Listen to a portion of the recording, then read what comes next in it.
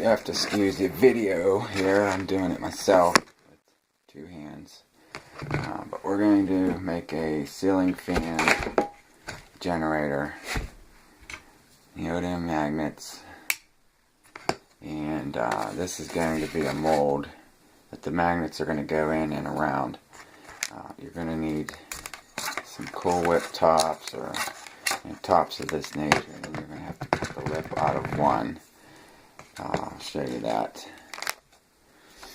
You're going to need that for a spacer here to bring the magnets out, and we're going to glue this in.